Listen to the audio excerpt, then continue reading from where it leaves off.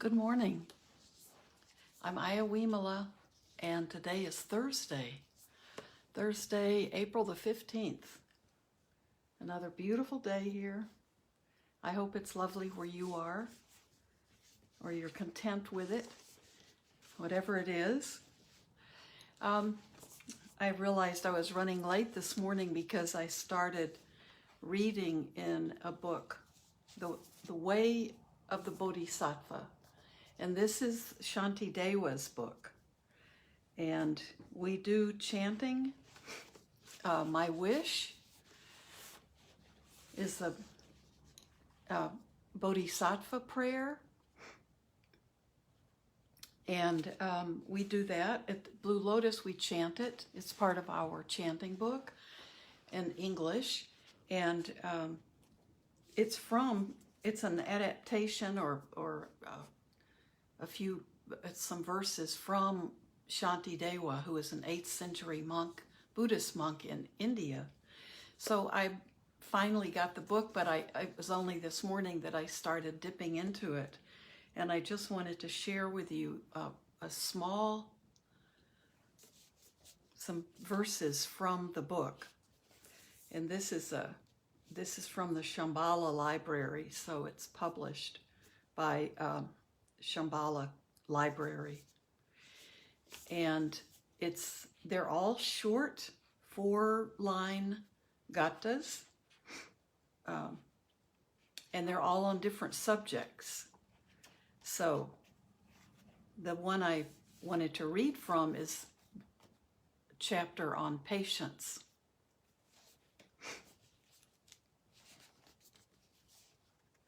And I'll just read some of it as a sampling.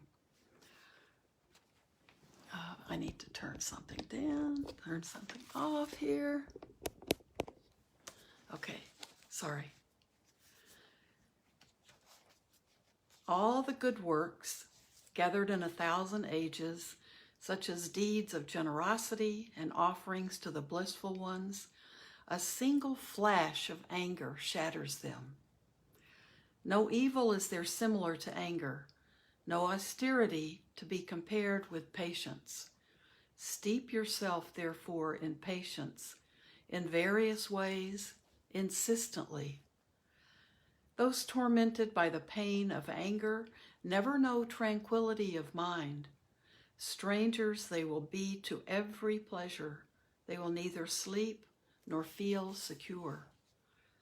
Even those dependent on their Lord for gracious gifts of honor and of wealth will rise again and slay a master who is filled with wrath and hate. His family and friends he grieves and is not served by those his gifts attract. No one is there, all in all, who, being angry, lives at ease. All these ills are brought about by wrath, our sorrow-bearing enemy. For those who seize and crush their anger down will find their joy in this and future lives. Getting what I do not want, and all that hinders my desire. In discontent, my anger finds its fuel. From this it grows and beats me down. Therefore, I will utterly destroy the sustenance of this, my enemy, my foe who has no other purpose but to hurt and injure me. So come what may, I'll not upset my cheerful happiness of mine.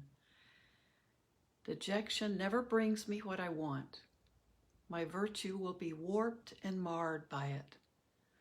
If there's a remedy when trouble strikes, what reason is there for dejection? And if there is no help for it, what use is there in being glum? Pain, humiliation, insults, or rebukes, we do not want them either for ourselves or those we love. For those we do not like, it's the reverse. The cause of happiness is rare, and many are the seeds of suffering. But if I have no pain, I'll never long for freedom.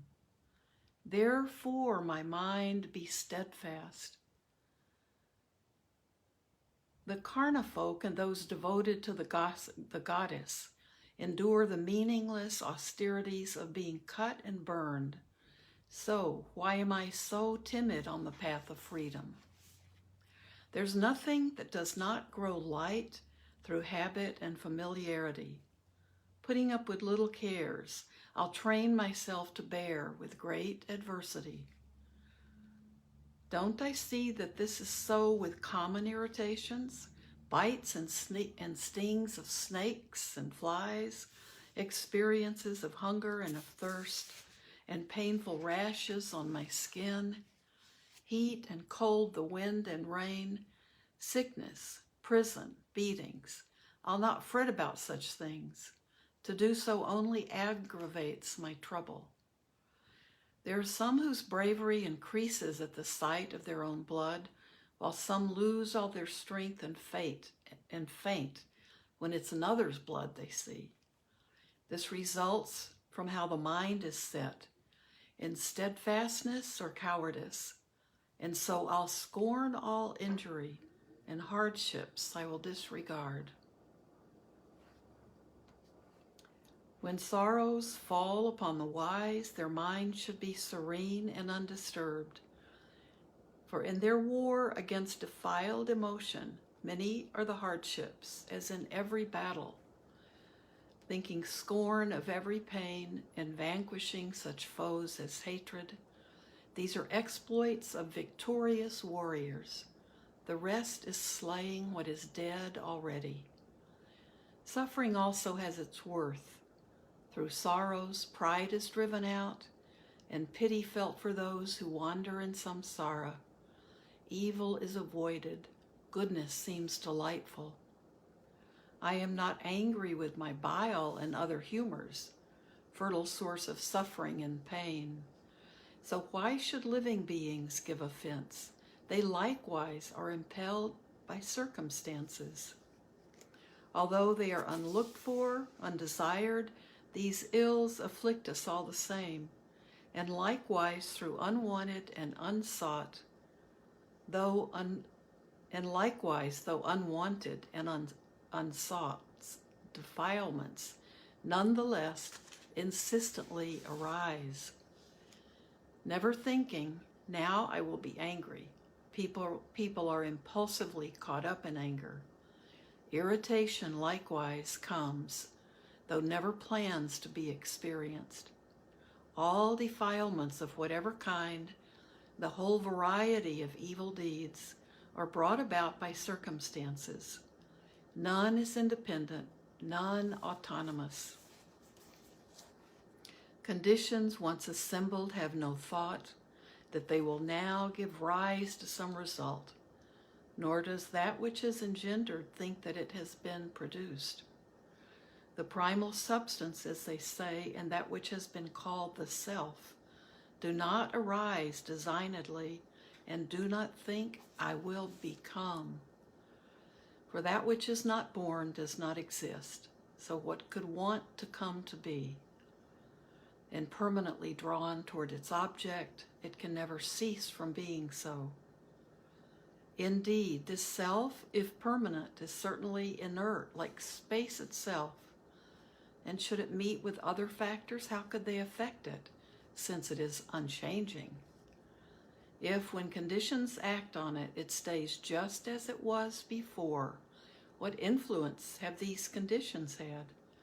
They say that these are agents of the self, but what connection could there be between them? All things then depend on other things, and these likewise depend. They are not independent. Knowing this, we will not be annoyed at things that are like magical appearances. Resistance, you may say, is out of place, for what will be opposed by whom? The stream of sorrow is cut through by patience. There is nothing out of place in our assertion.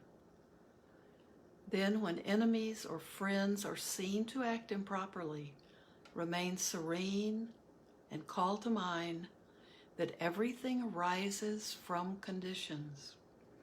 If things could be according to their wish, no suffering would ever come to anyone of all embodied beings. for none of them wants pain of any kind. Yet carelessly, all unaware, they tear themselves on thorns, and ardent in pursuit of wives and goods, they starve themselves of nourishment. Some hang themselves or leap into the void, take poison or consume unhealthy food, or by their evil conduct bring destruction on themselves. For when affliction seizes them, they even slay themselves, the selves they love so much. So how can they not be the cause of others' bodily distress? Although we almost never feel compassion for those who through defilement bring about their own perdition, what purpose does our anger serve? If those who are like wanton children are by nature prone to injure others, there's no reason for our rage. It's like resenting fire for being hot. And if their faults are fleeting and contingent, if living beings are by nature mild, it's likewise senseless to resent them. As well be angry at the sky when it is full of smoke. Although it is their sticks that hurt me, I am angry at the ones who wield them, striking me, but they in turn are driven by their hatred. Therefore, with their hatred, I should take offense. In just the same way in the past, it was I who injured living beings. Therefore, it is right that injury should come to me, their torturer. Their weapons in my body, both are causes of my torment. They their weapons, I my body brandished. Who then is more worthy of my rage? This body, running sore in human form, merely touched it. Merely touched, it cannot stand the pain. I'm the one who grasped it in my blind attachment. Whom should I resent when pain occurs? We who are like children shrink from pain, but love its causes. We hurt ourselves through our misdeeds. So why should others be the object of our rage? And who indeed should I be angry with? This pain is all my own contriving. Likewise all the janitors of hell and all the groves of razor trees. Those who harm me rise against me.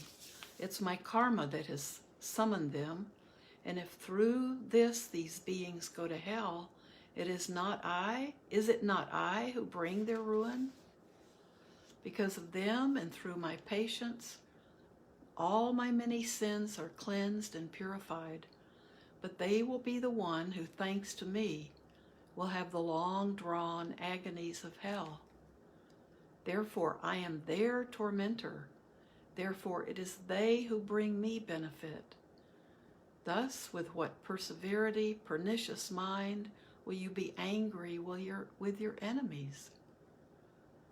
If a patient quality of mine is mine, I shall avoid the pains of hell. But though indeed I save myself, what of my foes? What fate's in store for them? If I repay them harm for harm, indeed they'll not be saved thereby. My conduct will in turn be marred, austerity of patience brought to nothing. Because the mind is bodiless, it cannot be destroyed by anyone. Because of mind's attachment to the body, this body is oppressed by pain. Scorn and hostile words and comments through it that I do not like to hear. My body is not harmed by them. What reason do I have, O mind, for your resistance? The enmity that others show me, since in this or future lives it cannot actually devour me, why should I be so averse to it? Perhaps I turn from it because it hinders me from having what I want, but all my property I'll leave behind, while sins will keep me steady company. Better far for me to die today than live a long and evil life. However the days of those like me. The pains of dying will be all the same. One man dreams he lives 100 years of happiness, but then he wakes. Another dreams an instant's joy, but then he likewise wakes. And when they wake, the happiness of both is finished, never to return. Likewise, when the hour of death comes round, our lives are over. Whether brief or long.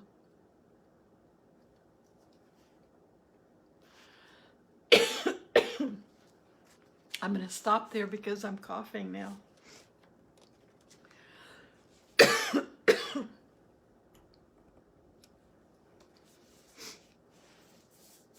Well, that's beautiful. I can see this is worth, just from reading on patience, this is worth just keeping near you, opening anywhere. It's poetry. It's a little bit like reading something from Shakespeare, but these are very simple verses. So they're chapters. I'll tell you a little bit about the chapters that are in this book. This is a beautiful edition. I bought it as a used book recently. And it's perfect. It's hard to believe that it was even used.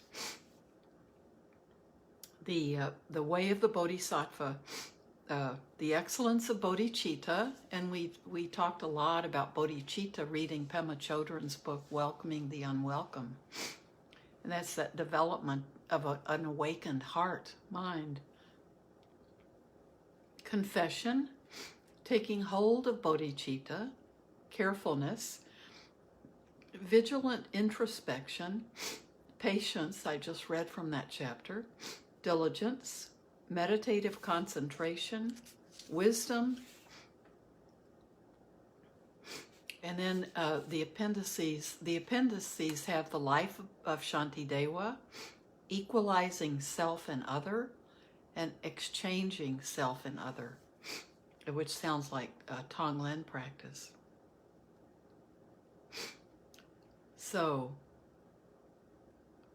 this is a book that I know the monks at Blue Lotus said that although Shantideva is often considered more in the Mahayana tradition, the monks said that Shantideva is also a very important figure for all Buddhist traditions. So that was, I hope you like that. Let me know if you like that. But I just wanted to read a little bit because I was really intrigued with it. And as I dip into it reading, that intrigue grows. So I'll probably start at the beginning and just read it through and dip into it whenever I have a little bit of time and keep it nearby. And this was translated by the Padmakara Translation Group. So, I thought those little verses were so pithy, but they were jewels. So this would be a good book to find something that you could find a verse that could be a mantra, that would be something you could memorize and use it in your practice, or use it. Mantras are usually good when something happens and we need something as kind of a mental protection, something we can say that we've memorized that can be helpful to us. If there's something that suddenly we become, like he's talking about, if anger arises, a verse on patience, something that speaks to us, could be something that we've memorized, so we don't act on that arousing of a difficult emotion.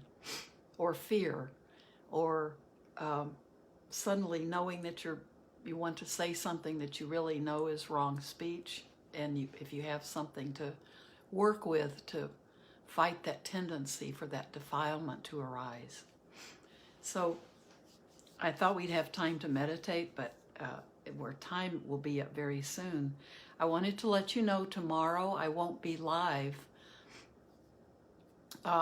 It's a routine eye appointment with my doctor, who I had mentioned has moved back to, he hasn't moved, but he's no longer seeing patients at the clinic where I would see him, which is closer, only about an hour from here, and now he's further.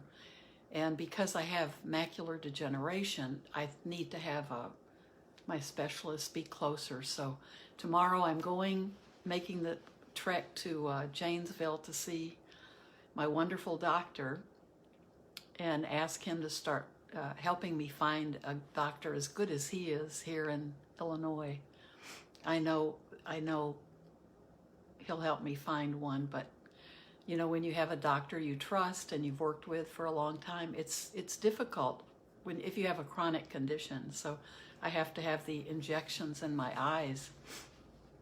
So, you know, I really like that I trust him enough to stick a needle in my eyes on a regular basis. So he's been a wonderful doctor. So that will be, it's just it's probably an hour and a half drive. It's nothing terrible. But if I were to have an emergency, it would be, I think I need to have a doctor closer than that.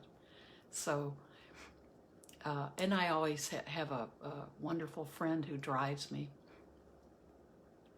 And it's not fair to ask her to be driving all over Wisconsin to take me to a doctor's appointment from Illinois.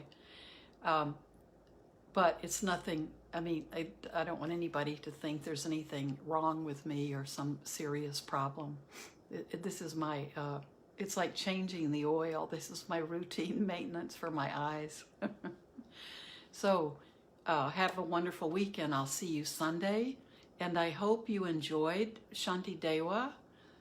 And I'm sure if you go online and look him up, and you can just look up either The Way of the Bodhisattva or Shanti Dewa. Shanti, Shanti, and Dewa, Deva, all one word. So thank you, everyone. Thanks for being here, and thanks for sharing the journey with me. Bye-bye.